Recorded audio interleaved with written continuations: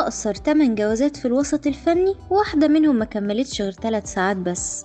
صباح ورشدي أباظة. جوازة دون جوان السينما رشدي أباظة والشحرورة صباح هي أقصر وأغرب جوازة حصلت في الوسط الفني. في نفس وقت جواز رشدي أباظة من الشحرورة كان متجوز من سامية جمال، وبينهم قصة حب، ولكنه اتعرف على صباح أثناء تصويرهم فيلم في بيروت، وبسبب حب طايش اتجوز رشدي من صباح. جوازة استمرت 15 ساعة بس.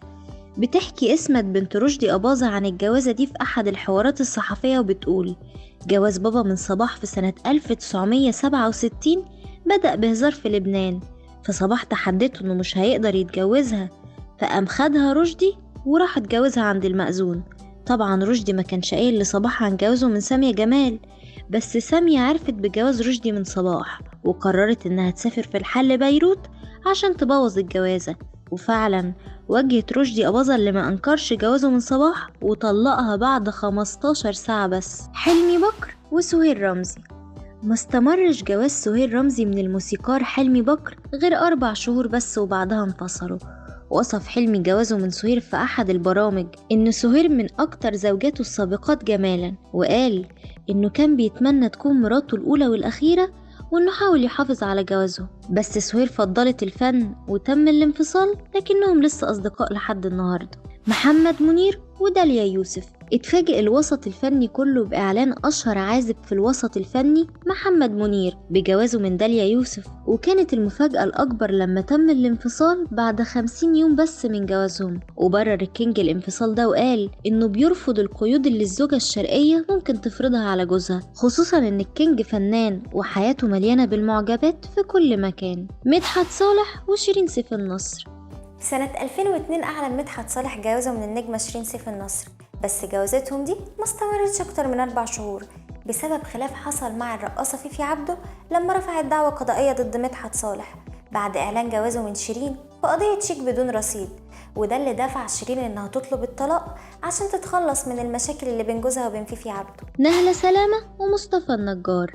اتجوزت الفنانة نهلة سلامة من رجل الأعمال المصري مصطفى النجار، وجوازتهم كانت أقصر جوازة حصلت في الوسط الفني. دي ما كملتش غير 3 ساعات تقريبا. كتبوا الكتاب الساعة 5 الفجر وانفصلوا الساعة 8 الصبح من غير ما حد فيهم يعلن عن أي أسباب، وتم الانفصال.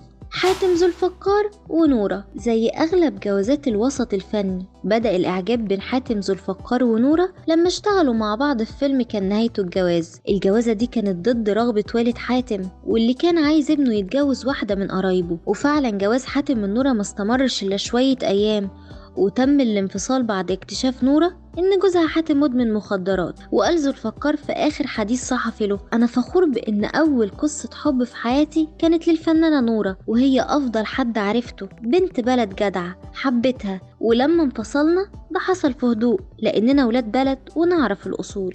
عمر خورشيد وميرفت أمين. في سنة 1972 انفصل عازف الجيتار عمر خورشيد عن مراته أمينة السبكي، وبعدها بكام شهر كده أعلن جوازه من الفنانة ميرفت أمين، لكن جوازتهم دي ما كملتش وانفصلوا. وبرر خورشيد انفصالهم وقال: الحياة الزوجية ليها أركان نجاح، وعدم وجود الأركان دي بتخلي مفيش أمل للجواز بإنه يكمل، وإن أهم ركن لنجاح الجواز هو رعاية الزوجين لبعض، والشرط ده ما كانش موجود في حياتنا لأننا كنا بنشوف بعض صدفة بسبب الشغل، والإنسان من حقه لما يرجع بيته يلاقي حد يهتم بيه. عبلة كامل ومحمود الجندي. في هدوء وبدون أي ضجة اتجوز محمود الجندي من عبلة كامل في فرح بسيط. ما كانش فيه غير 10 فنانين وشوية من أفراد الأسرة. لبست عبلة فستان أسود ومحمود عباية بيضة، وده حسب صحيفة الشرق الأوسط. إشاعات ارتباطهم فضلت ملاحقاهم لكنهم نفوها في البداية، وده حصل قبل ما يعترف محمود الجندي في أحد البرامج بجوازه من عبلة كامل، واللي ما استمرش أكتر من كام شهر بسبب أسباب ما حبش يعلن عنها.